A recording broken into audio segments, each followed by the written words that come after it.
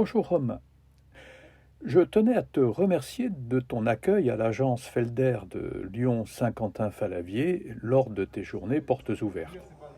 Ce fut pour moi un lieu inattendu pour fêter mes 73 ans. Je me souviens encore de notre première rencontre 4 mois plus tôt. J'étais venu et avais souhaité te rencontrer. C'est à quel sujet? M'a demandé le gars à l'accueil. Je viens de Cannes, je suis client chez vous et je voudrais voir Romain pour lui parler de mes projets. Ah, c'est qu'il est occupé. Vous pouvez revenir? Vous savez, je viens de faire 5 heures de route, alors je vais attendre. Pas très clair mon argument, mais il a dû être suffisant. De toute façon, il n'y avait pas de plan B. Je dois dire que j'y suis allé au culot.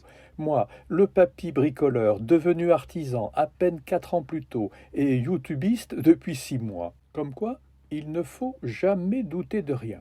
Ça donne les moyens. En tout cas, je ne te l'ai pas dit sur le coup, mais quand tu m'as proposé d'animer ces portes ouvertes, et qui plus est en présence de Samuel Mamias, je fus encore plus surpris que toi. Heureusement que j'étais assis. C'est sans doute pour cela que je t'ai proposé de réaliser ce tabouret, inspiré du style Art Nouveau d'Émile Gallet. C'est sans doute aussi pour cela que l'adage « ce que tu cherches te trouve » a pris soudainement toute sa vérité, qu'il faut savoir s'approprier, chacun à sa façon. Mais avant de tenir mon rôle de démonstrateur, j'ai joué au client, pris en charge par Thomas, l'incollable technicien qui a entrepris la présentation des machines à bois que j'étais susceptible d'utiliser. Ça fait 3 mois que j'attends ça. Je vois ça. Alors explique un peu. Donc on t'a préparé un petit atelier ici. Ouais. Donc je t'ai installé notre combiné CF741S en version Pro. Ouais. Donc on t'a mis celle-ci à disposition. Elle a toutes les fonctionnalités qu'il faut, scie, toupie, dégo rabot, mortaiseuse si besoin. Donc cette machine, c'est un combiné, tout en une. Au niveau du fonctionnement, ça ne change quasiment pas grand-chose par rapport à des machines séparées. La seule chose, c'est qu'il y a une dégo rabot d'intégrer à la machine. C'est celle qui est là-bas, c'est ça. La dégo rabot se situe de ce côté, avec ses commandes. Et la scie toupie se situe de l'autre côté. Et si, pareil, là, ça se relève. Bien sûr, bien évidemment, si on veut la relever, on débranche le capot, hop, on débranche l'aspiration, toc. On prend toujours garde à bien verrouiller et à le rapprocher, sinon ça tombe. Et on peut relever assez simplement. Et on remet le capot et on est en mode raboteuse. Sur cette machine, la dégo, bon, c'est une dégo simple. On retrouve les mêmes fonctionnalités comme sur toutes les dégauchisseuses. Au niveau de la raboteuse, fonctionnalité que certaines machines n'ont pas, c'est une option, c'est la montée-baisse électrique qu'on a ici avec un bouton montée et descente en rapide au lieu de la manivelle. Exactement. Et également un bouton de montée lente, micrométrique, à la montée. Au dixième. Pour compenser. Sur la mienne, j'ai une manivelle avec la montre. Oui. Je suis également au 10e. La répétabilité est parfaite, mais ça demande. Ça demande de mouliner assez souvent. Surtout quand on passe de rabot à dégo, voilà. etc. Alors que là, l'avantage, un coup de bouton, et puis voilà, ça y est, elle a fini. Parfait. Voilà. Et donc on met le manchon d'aspiration. On met le manchon d'aspiration ici, et on est parti, on est prêt à y aller. De ce côté-là, on va retrouver, donc, comme sur principalement toutes les machines combinées, on va retrouver le sectionneur général qui permet d'allumer ou éteindre la machine, et le sélecteur d'opération. On va retrouver dessus les 5 opérations, la dégauchisseuse, la mortaiseuse, la scie, la toupie et la toupie en sens inverse. Ah oui, pour le toupillage inversé. Voilà.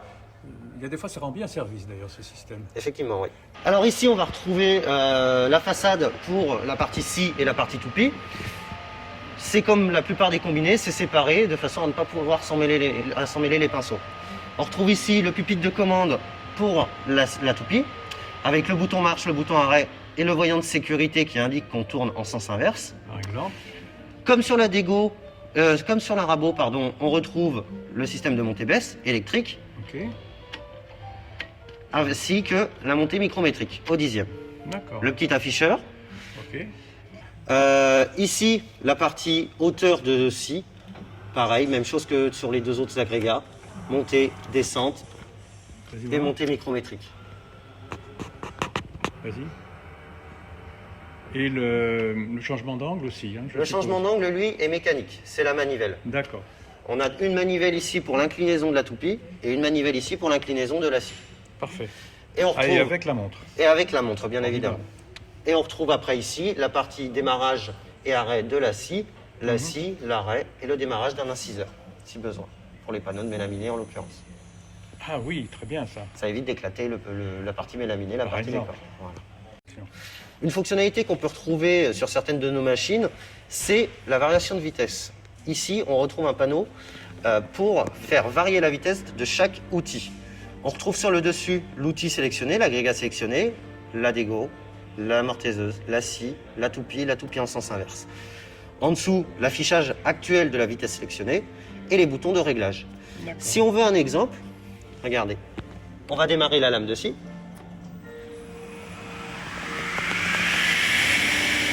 La lame de scie démarre et vient se positionner à 4000 tours minute. Aujourd'hui, on a besoin d'un petit peu plus. On va lui demander de monter à son maximum 6000 tours par minute. On valide. Et on entend qu'elle vient accélérer.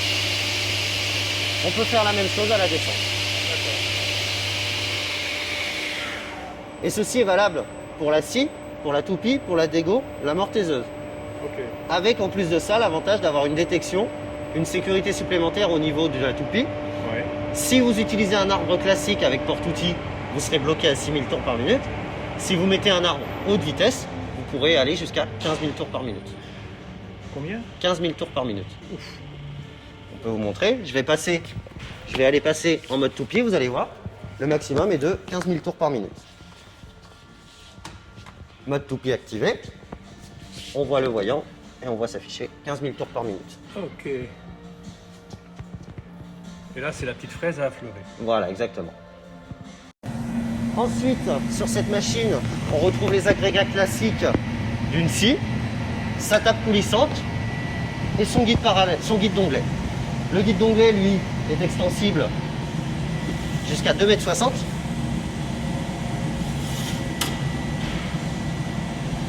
Et une fonctionnalité que nous retrouvons sur cette machine, c'est la compensation de l'angle.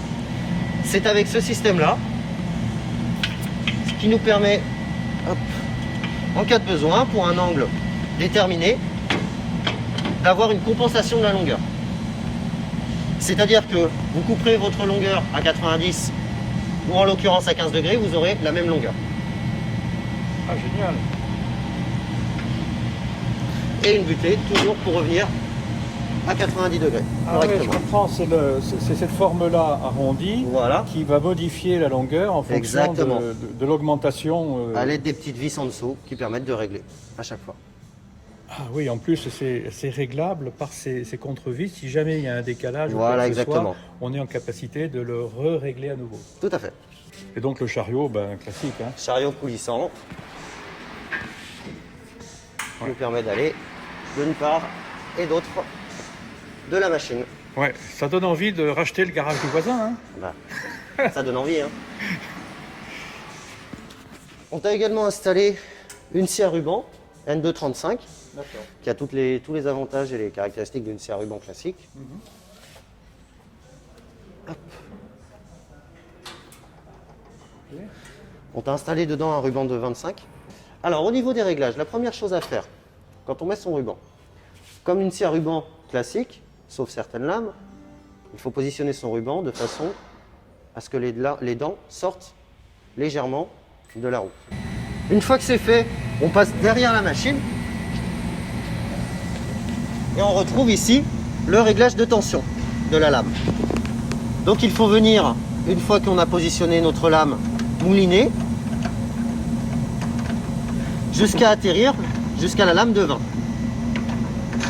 D'accord.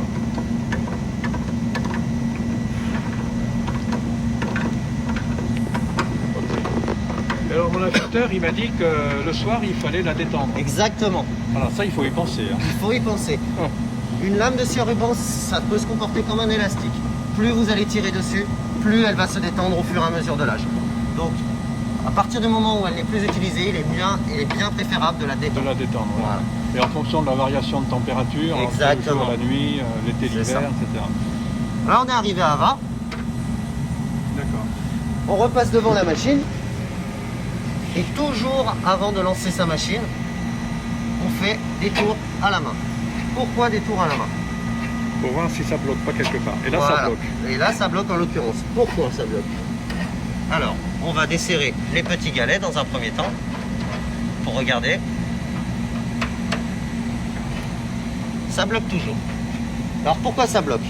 Tu peux remarquer que là, Ah, le ruban, il est venu en arrière. le ruban est venu en arrière. Ça veut dire que l'axe, l'angle, Exactement. il est pas au top, quoi. Exactement. Donc, hop, on va venir desserrer derrière. Alors attends.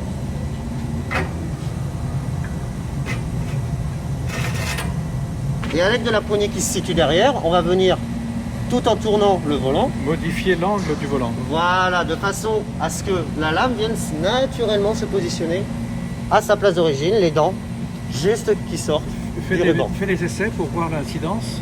Donc là, je vais avancer, le ruban va reculer, Ah oui, effectivement. et là, je vais reculer le volant, et on voit le ruban qui revient se placer. Mais ça, par exemple, quand on change de lame, on est obligé de le refaire ou Ça c'est peut fait être- pas pour tout? Il vaut mieux le vérifier. Le vérifier. Il vaut mieux le vérifier. En général, ça ne devrait pas bouger, c'est l'alignement des volants. Ouais. Mais il suffit que la lame soit un petit peu décalée, ait été peut-être un peu mal conçue, mal soudée. Il vaut mieux le vérifier. Ça évitera que la lame saute et de vous blesser. Ceci dit, sur la mienne, une fois que ça a été réglé, En c'est général, fini, quoi. c'est Ça fini. ça n'a pas bougé, hein. Deuxième réglage. On vient ici régler les petits galets d'appui. Alors ces galets-là, pour les régler, on vient tout simplement se mettre en contact et reculer un tout petit peu. Et on serre. De façon à avoir un petit jeu. Ouais, que ce soit pas serrant. Voilà. Hop là. Et là, on peut voir, j'ai un petit jeu. Et pareil, les dents sortent Exactement. du galet, parce que sinon... Sinon, on ils abîme vont les être dents. mangés. Les dents sont décalées. Bah On ouais, a ce qu'on forcément. appelle un avoyage. À l'arrière, même chose. On vient en contact. Et la butée de profondeur. Voilà. Et on garde un petit peu de jeu. Bon, la butée de profondeur, elle est un peu désaxée, c'est normal? C'est tout à fait normal. C'est pour Ah éviter de venir à plein dessus. Et si D'accord. jamais, lors du tronçonnage, on vient appuyer, il y a Ouais. une moins grande surface de touche et d'échauffement. Évidemment. Sur la mienne, c'est de la céramique, hein. Oui, c'est une autre technologie. Ouais. C'est une autre technologie. Avec le système céramique, on peut venir toucher et affleurer la lame. Effectivement. Ça va me provoquer beaucoup moins d'échauffement. Et quelquefois, d'ailleurs, quand ça appuie trop, ça fait des étincelles. Oui. Mais l'avantage, c'est qu'avec la céramique, il y aura beaucoup moins d'échauffement que métal contre métal. Moi, ça fait 3 ans que je l'ai, c'est toujours opérationnel, hein. Bon, ça, on va pas le filmer parce que c'est l'air bizarre, ça. Ouais, merde. Alors, je coupe. Donc maintenant, c'est opérationnel. Donc maintenant, c'est opérationnel. On peut faire une vérification en bas. Ouais. Pareil, toujours à tourner. On voit que les dents sortent légèrement. Donc c'est tout bon. On peut refermer la machine. On fait un test. Toujours prendre garde. C'est normal. Voilà, sécurité. Toujours prendre garde à bien remettre le petit taquet. Alors, ça sert à quoi, ça? Alors, ça a deux fonctionnalités. La première, c'est une sécurité. Si jamais la lame saute, Ouais. ça évite qu'elle vienne sur vous. D'accord. La deuxième fonctionnalité, c'est que votre table, elle travaille. Ouais. Donc, il vaut mieux le remettre pour éviter qu'elle se resserre. Oui, c'est parce que c'est de la fonte. C'est de la fonte, donc ça va travailler avec les différences de température, avec l'humidité, etc.